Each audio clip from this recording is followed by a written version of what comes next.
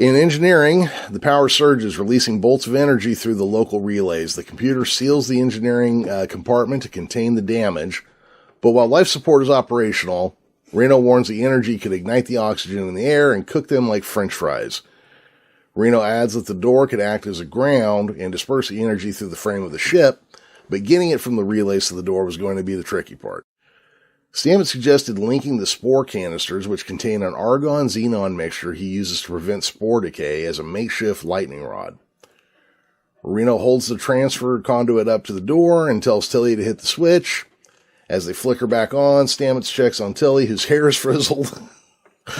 And her hair is so wonderfully frizzled. That perfect curly spoofy do that she has just goes all end over end, and it's hilarious. Oh, yeah, it just makes you realize when she has her hair up, like how tight against her head it is when...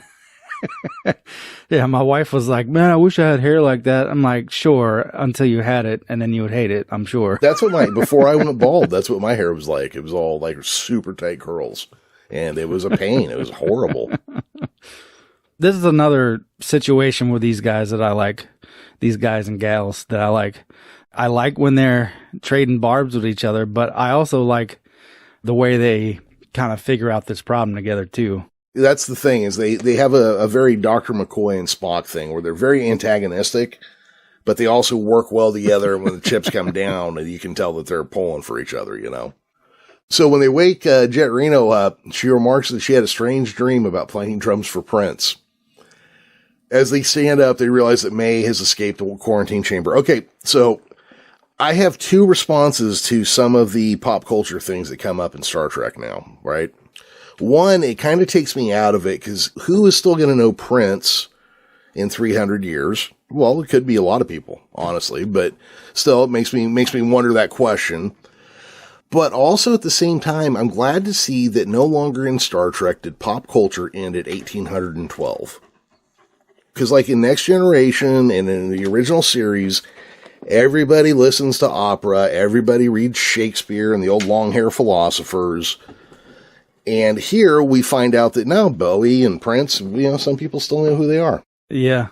But I also get what you say about that. It wasn't so bad with Reno's statement here, but when Tilly and Stamets start singing the Bowie song, I was like, what?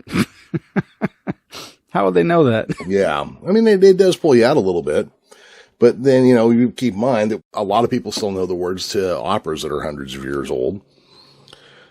So, I mean, it may not be that weird. It just seems weird, I think, because we've always basically been told that modern pop culture doesn't matter and only the stuff that happened before 1800 did. That's what Star Trek has always told us. They did go up to like the 20s and stuff like that, 1920s and stuff. Maybe a little bit further than that, but not much. Yeah, not much. And then there's the things like the passing references like baseball's a dead sport and television was a flash in the pan fad.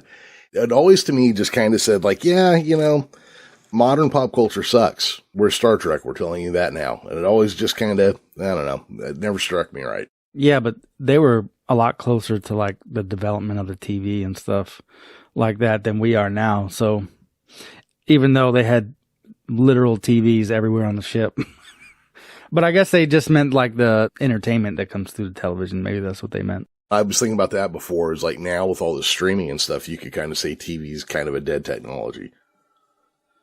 Because cable and antenna and all this stuff, nobody uses that as much as they use streaming now. No, I haven't had cable in years. 10 years for me. Yeah, I cut that cable a long time ago.